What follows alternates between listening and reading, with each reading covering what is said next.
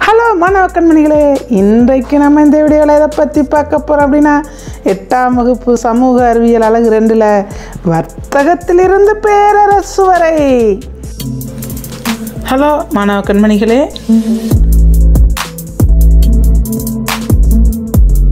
வர்த்தகத்திலிருந்து பேரரசு வரை கேட்கும்போதே எவ்வளவு இதாக இருக்குன்னு பாருங்கள். வர்த்தகம் அப்படின்னா வியாபாரம் செஞ்ச வந்ததுலேருந்து அவங்க அரசையே பெரிய அரசாக அவங்க இங்கே நம்ம நாட்டையே ஆதிக்கம் செய்கிற அளவுக்கு வளர்ந்துட்டாங்கன்னா எப்படி இருப்பாங்கன்னு பாருங்கள். அதை பற்றி தான் இந்த பாடத்தில் பார்க்க போகிறோம். வர்த்தகத்திலிருந்து பேரரசு வரை. வாருங்கள் பாடத்திற்குள் செல்வோம். இந்த பாடத்தை நீங்கள் கற்றுக்கொள்வதால் என்னென்ன பயன் அடைகிறீங்கன்னா, ஆங்கில கிழக்கிந்திய கம்பெனியின் அரசியல் வலிமை மற்றும் எழுச்சி, அடுத்து பிளாசி போர் மற்றும் பக்சார் போரின் நிகழ்வுகள் மற்றும் தாக்கம், கர்நாடக போர்கள், மைசூர் போர்கள், காலனி ஆதிக்க நாடுகளின் இராணுவ வளர்ச்சி, உள்நாட்டு நிர்வாகம், துணைப்படை திட்டம் மற்றும் வாரிசு இழப்பு கொள்கை. இந்த வீடியோவில் பிளாசி போர், பக்சார் போர், கர்நாடக போர் மட்டும் இந்த வீடியோவில் பார்க்கலாம். அடுத்த வீடியோவில் மீதமுள்ள பகுதியில் பார்க்கலாம். 15ஆம் நூற்றாண்டில் நில வழியாகவும் கடல் வழியாகவும் புதிய நிலவியல் கண்டுபிடிப்புகளின் சகாப்தமாக ஐரோப்பா விளங்கியது. அதாவது 1400லேருந்து 1500ஆவது ஆண்டு வரை. 1498ஆம் ஆண்டில் தான் போர்ச்சுகல் நாட்டை சேர்ந்த மாலுமி வாஸ்கோ ட காமா ஐரோப்பாவிலேருந்து இந்தியாவுக்கு வர்றார். அவர் தான் முதல்ல கடல் வழியை கண்டுபிடிச்சவர். அவர் தென்னாப்பிரிக்காவில் நன்னம்பிக்கை முனை அப்படிலாம் பேர் வச்சாருன்னு சொல்லி ஏற்கனவே போன பாடத்துலையும் நம்ம படிச்சிருக்கோம்.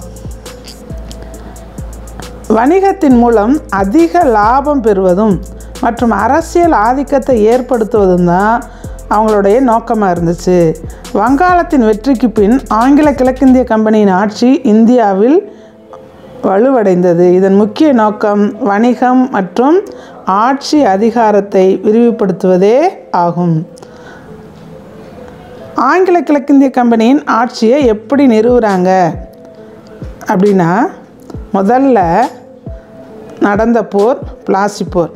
இந்த பிளாசி போர் தான் ஆங்கில கிழக்கிந்தியக்காரவங்க கம்பெனிக்காரங்க நம்ம நாட்டில் ஆட்சியை நிலைநிறுத்துவதற்கு நடந்த போர், முதல் போர் இந்த பிளாசி போர். இந்த பிளாசி போர் யாருக்கு நடக்குது, யாருக்கு இடையில் நடக்குது அப்படின்னா, பிளாசி போரானது சிராஜ் உத்தவ்லா பிரெஞ்சு கூட்டணிக்கும் மற்றும் ஆங்கில கிழக்கிந்திய கம்பெனிக்கும் இடையே 1757 ஜூன் 23ஆம் நாள் நடைபெறுது. இந்த போரில் சிராஜ் உத்தவ்லாவின் படைகளை ராபர்ட் கிளைவ் தலைமையிலான ஆங்கில கிழக்கிந்திய கம்பெனி படைகள் தோற்கடிச்சிருச்சு. இந்த ஒரு போர் அப்படின்னா அந்த போருக்கு சில காரணங்கள் இருக்கும். இந்த போர் ஏன் இப்படி வந்துச்சு அப்படின்னு பார்த்தா, 1756 வங்காள நவாப்பாக இருந்தவர் தான் அலிவர்தி கான். அவருடைய இறப்புக்கு பின் அவருடைய பேரை சிராஜ் உத்தவ்லா வங்காளத்தில் அரியணை ஏறுறார். இந்த சிராஜ் உத்தவ்லாவின் பலவீனத்தையும் புகழற்ற நிலையையும் ஆங்கில கிழக்கிந்திய கம்பெனிக்காரவங்க சாதகமாக்கி அவரை கைப்பற்றணும்னு முயற்சி எடுக்கிறாங்க. இதை அறிஞ்ச சிராஜ் உத்தவ்லா என்ன செய்கிறாருன்னா, பாடம் புகட்டணும் அப்படின்னு சொல்லிட்டு கல்கத்தாவில் உள்ள குடியேற்றங்கள் பகுதிகள் மீது தாக்குதல் நடத்தி வங்காளத்தில் காசிம் பஜாரில் அமைந்துள்ள வணிக மையத்தை கைப்பற்றார். அப்போ என்ன செய்கிறாருன்னா, சிராஜ் உத்தவ்லா அந்த ஆங்கில படை வீரர்கள் இருக்காங்கள்ல, அவங்கள 146 பேரை சிறைப்பிடிச்சு கல்கத்தாவில் வில்லியம் கோட்டையில் காற்றே இல்லாத ஒரு அறையில், இருட்டு அறையில் ஒரு ராத்திரி ஃபுல்லாக அடைச்சி வச்சுறார். மறுநாள் காலையில் அறையை திறந்து பார்த்தா அந்த 146 பேரில் 123 பேர் மூச்சு திணறி இறந்துடுறாங்க. இது வரலாற்றில் இருட்டறை துயர சம்பவம் அப்படின்னு அழைக்கப்படுது. இது ஒரு கேள்விக்கு பதிலாகவும் இருக்குது. இது முக்கியமான ஒரு நிகழ்வு. இந்த பிளாசி போருக்கு காரணமே இந்த இருட்டறை துயர சம்பவம் தான். இதில் 123 பேர் அவங்க நாட்டுக்காரவங்க செத்து போயிட்டாங்கன்னு சொன்ன உடனே அந்த ராபர்ட் கிளைவுக்கு ரொம்ப கோபம் தான் இந்த பிளாசி போர் நடக்குது.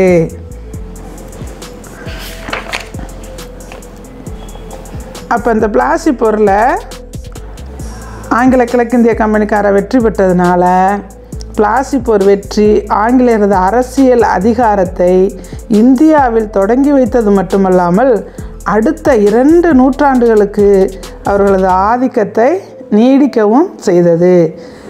இப்போ இது வரைக்கும் நம்ம பார்த்தது பிளாசி போர். பிளாசி போர் அப்படின்னா உங்களுக்கு ஞாபகம் இருக்கணும், எந்த வருஷம்? 1757. 1757 இதுதான் ஆங்கில கிழக்கிந்திய கம்பெனிக்காரவங்க நம்ம நாட்டுக்கு முதல்ல வந்து நடத்தப்பட்ட போர். அடுத்து என்ன போர் வருது அப்படின்னா பக்சார் போர். பக்சார் போர் எப்போ நடந்துச்சுன்னா 1764. இது யார் யாருக்கு நடக்குது, எப்படி நடந்துச்சு அப்படின்னு பார்ப்போம் பாருங்கள். பீகார் பகுதியின் பாட்னாவிற்கு மேற்கே 130 கிலோமீட்டர் தொலைவில் கங்கை நதிக்கரையில் அமைந்துள்ள பாதுகாக்கப்பட்ட ஒரு சிறிய நகரம் தான் பக்சார். 1764ஆம் ஆண்டு அக்டோபர் 22 இந்த பக்சார் போர் நடக்குது. அதில் சுஜா உத்தவ்லா, இரண்டாம் ஷா ஆலம், மீர் காசிம் ஆகியோர் ஆங்கில படை தளபதி ஹெக்டர் மன்ரோவால் தோற்கடிக்கப்பட்டனர். இது ஆங்கில கிழக்கிந்திய கம்பெனியின் தீர்க்கமான வெற்றியாக அமைந்தது. அடுத்து 2வது போர் வந்து என்ன போர்? பக்சார் போர். இந்த பக்சார் போர் 1757ஆம் ஆண்டு பிளாசி போருக்கு பின் வங்காளம், பீகார், ஒரிசா ஆகிய பகுதிகளில் ஆங்கிலேயர்கள் தடையில்லா வணிக உரிமை பெற்றனர். வங்காளத்தின் 24 பர்கானா எனும் பகுதியை ஆங்கிலேயர் பெற்றனர். பிளாசி போருக்கு பின் வங்காளத்தின் அரியணை ஏறிய மீர் ஜாபர் ஆங்கிலேயர்களின் கோரிக்கைகளை நிறைவேற்ற தவறியதால் அவரை கட்டாயப்படுத்தி பதவியிலிருந்து நீக்கிவிட்டு அவரது மருமகன் மீர் காசிம் என்பவரை வங்காள நவாப் ஆகிறாங்க. மீர் காசிம் என்ன செய்கிறாரு? ஆங்கிலேயருக்கு புத்வான், மிட்னாபூர், சிட்டகாங் ஆகிய பகுதிகளையெல்லாம் வழங்கிறார். அவர் வங்காளத்தின் தலைநகரை முர்ஷிதாபாத்திலிருந்து எங்கே மாற்றுறாரு? மாங்கிற்கு மாற்றாரு. தஸ்தக் என்று அழைக்கப்படும் சுங்க வரி விலக்கு ஆணையை தவறாக பயன்படுத்தி ஆங்கிலேயர் மீது மீர் காசிம் கோபமடைந்து கலகத்தில் ஈடுபட்டார். ஆங்கிலேயரால் தோற்கடிக்கப்பட்ட அவர் அயோத்திக்கு தப்பி ஓடி அடைக்கலம் புகுந்து அங்கு சுஜா உத்தவ்லா மற்றும் 2ஆம் ஷா ஆலம் ஆகியோருடன் சேர்ந்து ஆங்கிலேயருக்கு எதிராக ஒரு கூட்டமைப்பை உருவாக்கினார். இதனால் அவங்களுக்குள்ள பிரிவினைகள் வந்ததுனால இந்த பக்சார் போர் நடைபெறுது. அதுக்கடுத்து இந்த பக்சார் போருக்கு ஒரு உடன்படிக்கையின் மூலம், அலகாபாத் உடன்படிக்கை மூலம் அதை வந்து அவங்க சரி செய்கிறாங்க. இப்போ உடன்படிக்கை அப்படின்னா என்னன்னாக்கும், பேச்சுவார்த்தையில் சரி செஞ்சு நீங்கள் இது பண்ணீங்க, இதோட வச்சுக்கோங்க, அடுத்து இது நம்மளுக்குள்ளே சண்டை வேணாம் அப்படின்னு சொல்லி உறவு முறையிலெல்லாம் சண்டை தீர்த்து வைப்பாங்கள்ல, அதுபோல் ஒரு உடன்படிக்கை 1765 பிப்ரவரி 20 நடந்த அலகாபாத் உடன்படிக்கையின்படி பக்சார் போர் முடிவுக்கு வந்தது. அதன்படி வங்காள நவாப் தன்னுடைய இராணுவத்தின் பெரும் பகுதியை கலைத்துவிட வேண்டும் எனவும் கம்பெனியால் நியமிக்கப்பட்ட துணை சுபேதார் மூலம் இனி வங்காளம் நிர்வகிக்கப்படும் எனவும் கூறப்பட்டது. ராபர்ட் கிளைவ் அயோத்தி நவாப் சுஜா உத்தவ்லாவுடனும் முகலாய பேரரசர் 2ஆம் ஷா ஆலத்துடனும் தனித்தனியாக ஒப்பந்தம் செய்து கொண்டார். இப்போ இதுக்கு முதல்ல ராபர்ட் கிளைவ் தான் ரொம்ப முயற்சி எடுக்கிறார். நம்ம ஆங்கில கிழக்கிந்திய கம்பெனிக்காரர் வந்து யார்? Robert Clive. இப்போ இதுவரைக்கும் நம்ம பார்த்தது பிளாசி போர், பக்சார் போர். அடுத்து பாருங்கள் கர்நாடக போர். கர்நாடகாவில் நடக்கிறதுனால அதுக்கு பேர் வந்து என்னது? கர்நாடக போர். 18ஆம் நூற்றாண்டின் 3 கர்நாடக போர்கள் பல்வேறு இந்திய ஆட்சியாளர்களிடையே நடைபெற்றது. இதில் இந்திய ஆங்கில கிழக்கிந்திய கம்பெனியும் பிரெஞ்சு கிழக்கிந்திய கம்பெனியும் எதிரெதிர் அணியின் இருந்தனர். பாரம்பரியமாக ஐரோப்பாவில் பிரிட்டனும் பிரான்ஸும் போட்டி நாடுகள். அவங்க ஐரோப்பா நாடுகளுக்குள்ளேயே அவங்கவுங்களுக்குள்ளேயே சண்டை. அந்த ஆதிக்கத்தை இங்கே நம்மகிட்ட கொண்டாந்து காமிக்கிறாங்க. அந்த நிலையில் இந்தியாவிலும் வணிகம் செய்வதிலும் ஆட்சி செய்வதிலும் தொடர்ந்தது. இதன் விளைவாக தொடர் இராணுவ போட்டி தென்னிந்தியாவின் கர்நாடக பகுதியில் நடைபெற்றது. அதுதான் கர்நாடக போர்கள் அப்படின்னு அழைக்கிறாங்க. இவை 1746 முதல் 1763 வரை கிட்டத்தட்ட 17 ஆண்டுகள் நடந்திருக்கு. இந்த கர்நாடக போர்கள் எத்தனை ஆண்டு நடந்திருக்கு? 17 ஆண்டுகள். இந்த போரின் விளைவாக ஆங்கில கிழக்கிந்திய கம்பெனியின் அரசியல் அதிகாரம் வலுப்பெற்றது. முதல்ல பிளாசி போர், அடுத்து பக்சார் போர், அடுத்து கர்நாடக போர். கர்நாடக போர் எத்தனை வருஷம் நடக்குது? 17 வருஷம் நடக்குது. இந்த முதல் கர்நாடக போர் எப்போ நடந்துச்சுன்னா 1746. இது எங்கே நடக்குதுன்னு பாருங்கள். அடையாறுங்கிற இடத்துல நடக்குது.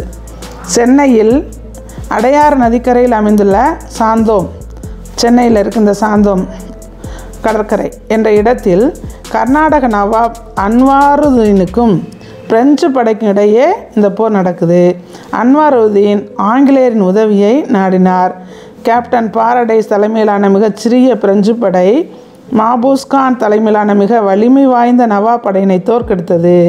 நன்கு பயிற்சி பெற்ற ஐரோப்பிய படை இந்திய படையை வெற்றி பெற்று தங்கள் மேலாண்மையை நிலைநாட்டிய முதல் நிகழ்வு தான் இது. ஒரு போர் நடந்துச்சுன்னா அடுத்து என்ன நடந்துடுது? ஒரு உடன்படிக்கை, பேச்சுவார்த்தையில் சரி பண்ணுறாங்க. அந்த உடன்படிக்கை பேர் தான் என்னது? ஐலா சப்பேல் உடன்படிக்கை. ஐலா சப்பேல் உடன்படிக்கை. இந்த உடன்படிக்கையின் மூலம் இந்த முதல் கர்நாடக போர் முடிவுக்கு வருது. இதன்படி மதராஸ், அதாவது சென்னைக்கு முதல்ல அழைக்கப்பட்ட பேர் என்னது? மதராஸ், ஆங்கிலேயரிடம் திரும்ப ஒப்படைக்கப்பட்டது. மாறாக வட அமெரிக்காவின் சில பகுதிகளை பிரான்ஸ் அதுக்கு பதிலாக பெற்றுக்கொண்டாங்க. இதுதான் முதல் கர்நாடக போர். முதல் கர்நாடக போர் அடையாறில் 1746 நடக்குது. அடுத்து அந்த 48 நடந்த உடன்படிக்கையின் மூலம் முதல் கர்நாடக போர் முடிவுக்கு வருது. அடுத்து இரண்டாம் கர்நாடக போர் 1749 1754 வரைக்கும் நடக்குது. ஏறக்குறைய 6 ஆண்டுகள் நடக்குது. இது கர்நாடகா மற்றும் ஹைதராபாத் ஆகிய பகுதிகளில் ஏற்பட்ட வாரிசு உரிமை பிரச்சனை தான் இந்த போருக்கு முக்கிய காரணம் அப்படின்னு சொல்கிறாங்க. இப்போ பாருங்கள், கர்நாடக நவாப் பதவிக்கு அன்வாருதீனும் சந்தா சாஹிப்பும் உரிமை கோர்றாங்க. அதே போல் ஹைதராபாத் நிசாம் பதவிக்கு நாசிர் ஜங்கும் முசாபர் ஜங்கும் உரிமை கோர்றாங்க. இதனால் தக்கான பகுதியில் பிரெஞ்சுக்காரர்கள் சந்தா சாஹிப்புக்கும் முசாபர் ஜங்குக்கும் உதவி செய்கிறாங்க. ஆங்கிலேயர்கள் அன்வாருதீனுக்கும் நாசிர் சிங்குக்கும் உதவி செய்கிறாங்க. இந்த போர் மூலம் இந்தியாவில் தங்கள் ஆதிக்கத்தை நிலைநாட்ட ஆங்கிலேயர்களும் முயற்சி செய்கிறாங்க, பிரெஞ்சுக்காரர்களும் முயற்சி செய்கிறாங்க. இதனால் ஆம்பூர் அப்படிங்கிற இடத்துல 1749 ஆகஸ்ட் 3 இந்த போர் நடக்குது. இந்த போரில் பிரெஞ்சு கவர்னர் டியூப்ளே, சந்தா சாஹிப், முசாபர் சிங் ஆகியோரின் கூட்டுப்படைகளால் கர்நாடக நவாப் அன்வாருதீன் தோற்கடிக்கப்பட்டு கொல்லப்பட்டார். இந்த அன்வாருதீனின் மகன் தான் முகமது அலி திருச்சிராப்பள்ளிக்கு என்ன செய்கிறாரு? தப்பி ஓடுறார். சந்தா சாஹிப்பை பிரெஞ்சுக்காரர் கர்நாடக நவாப் பார்க்குறாங்க. அதற்கு ஈடாக பாண்டிச்சேரியை சுற்றியுள்ள 80 கிராமங்களை அதுக்கு ஈடாக பிரெஞ்சுக்காரர்களுக்கு அவங்க கொடுக்குறாங்க. இந்த தக்காலத்தில் பிரெஞ்சுக்காரர்கள் நாசிர் ஜங் தோற்கடிக்கப்பட்டு கொல்லப்பட்டாரு. முசாபர் சங் ஹைதராபாத் நிசாம் ஆகிறாரு. அடுத்து ஆற்காட்டு போர் நடக்குது. இதெல்லாமே எந்தெந்த ஊரில் நடக்கிறதுனால அதுக்கு பேர் ஆற்காட்டு போர். அது எப்போ? 1751. இந்த நேரத்தில் டியூப்ளே முகமது அலி தஞ்சம் புகுந்த திருச்சி கோட்டையை முற்றுகையிட்ட ஒரு படையை அனுப்புகிறாரு. இந்த முயற்சியில் சந்தா சாஹிப்பும் தன்னை பிரெஞ்சு படைகளோடு இணைத்து கொண்டார். இந்த சமயத்தில் ஆற்காட்டை தாக்க ராபர்ட் கிளைவ் கம்பெனியிடம் அனுமதி கோர்றாரு.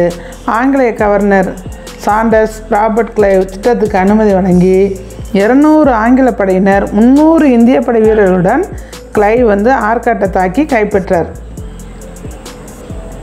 அடுத்து பாண்டிச்சேரி உடன்படிக்கை. இந்த ரெண்டாம் கர்நாடக போரை இந்த பாண்டிச்சேரி உடன்படிக்கை செய்கிறாங்க. அது எப்போ? 1755. டியூப்ளேவை தொடர்ந்து பிரெஞ்சு ஆளுநராக பதவியேற்ற கோதேயு ஆங்கிலேயருடன் பாண்டிச்சேரி உடன்படிக்கையினை செய்துகிறார். இதில் என்ன சொல்கிறாங்கன்னா, 2 நாடுகளும் தங்கள் உள்நாட்டு வரங்களை தலையிடக்கூடாது, போருக்கு முன்னர் இருந்த பகுதிகளை அவங்ககிட்ட ஒப்படைச்சிடணும் அப்படின்னு சொல்கிறாங்க. அதோட புதிய கோட்டைகளை யாரும் கட்டக்கூடாது அப்படின்னு சொல்கிறாங்க.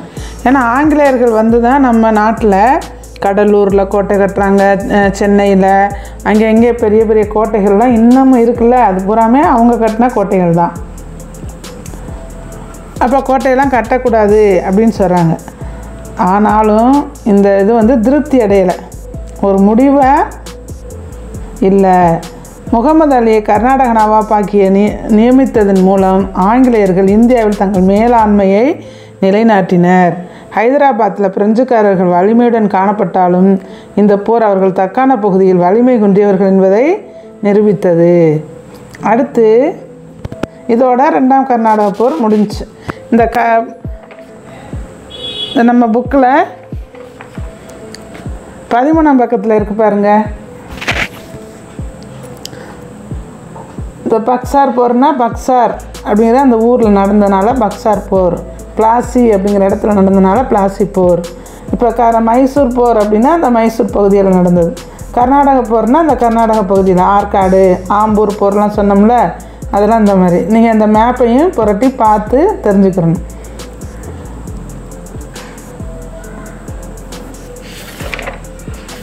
இப்போ 3ஆம் கர்நாடக போர் வாங்க. 3ஆம் கர்நாடக போர் 1756 1763 வரைக்கும் நடக்குது. 7 வருஷம் நடக்குது. ஐரோப்பாவில் வெடித்த 7 ஆண்டு போர் இந்தியாவின் 3ஆம் கர்நாடக போருக்கு இட்டு சென்றுச்சு. இந்த சமயத்தில் ஆங்கில படை தளபதி ராபர்ட் கிளைவ் வந்து பிளாசி போர் மூலம் வங்காளத்தில் ஆங்கில ஆதிக்கத்தை நிறுவியதுடன் 3ஆம் கர்நாடக போருக்கு தேவையான நிதியையும் வழங்கினார். இப்போ முதல்ல அந்த ராபர்ட் கிளைவ் தான், அவர் தான் எல்லாத்துக்கும் காரணமாக இருக்கார். இந்த போரில் பிரெஞ்சு படைகளை வழிநடத்த கவுண்டிலி ஆலியை பிரெஞ்சு அரசாங்கம் நியமிக்குது. அவர் கடலூர் உள்ள செயின்ட் டேவிட் கோட்டையை எளிதாக என்ன செய்கிறாரு, கைப்பற்றாரு. கர்நாடக பகுதியிலிருந்து ஆங்கிலேயரை விரட்ட தன்னுடன் இணையுமாறு புஸ்லிக்கு கவுண்டிலாலி உத்தரவிடுறார். அடுத்து வந்தவாசி அப்படிங்கிற இடத்துல 1760 ஜனவரி 22 நடைபெற்ற இந்த போரில் ஜெனரல் அயர்கூட் தலைமையிலான ஆங்கிலேய படை லாலி தலைமையிலான பிரெஞ்சு படையை முற்றிலும் தோற்கடிச்சுறாங்க. ஓராண்டுக்குள்ளே இந்தியாவில் இருந்த அனைத்து குடியேற்றங்களையும் பிரெஞ்சுக்காரர்கள் இழந்துறாங்க. கவுண்டிலால் பிரெஞ்சு நாட்டுக்கு திரும்ப அழைக்கப்பட்டு சிறையில் அடைச்சி அவரை தூக்கிலிட்டுறாங்க. அதுக்கடுத்து 3ஆம் கர்நாடக போர் பாருங்க, பாரிஸ் உடன்படிக்கை செஞ்சுக்கிறாங்க. பாரிஸில் ஐரோப்பாவில் நடைபெற்ற 7 ஆண்டு போர் பாரிஸ் உடன்படிக்கையின்படி முடிவுக்கு வந்தது. அதன்படி பாண்டிச்சேரி உட்பட்ட இந்தியாவில் இருந்த பிரெஞ்சு குடியேற்றங்கள் அனைத்தும் பிரெஞ்சுக்காரர்கள் வசம் திரும்ப கொடுக்கப்பட்டது. ஆனால் அவர்கள் தங்கள் பகுதிகளை பலப்படுத்தவும் படைகளை பெருக்கவும் தடை விதிக்கப்பட்டது. இதன் மூலம் பிரெஞ்சு ஆதிக்கம் இந்தியாவில் என்ன செய்யுது, முடிவுக்கு வந்துடுது. இதோட இந்த வீடியோவில் முடிச்சுக்கலாம். அடுத்த வீடியோவில் அடுத்த பகுதியை பார்க்கலாம். Okay, bye bye. இந்த மாதிரி பல வீடியோஸோட உங்களை சந்திக்க வரேன். அதாவது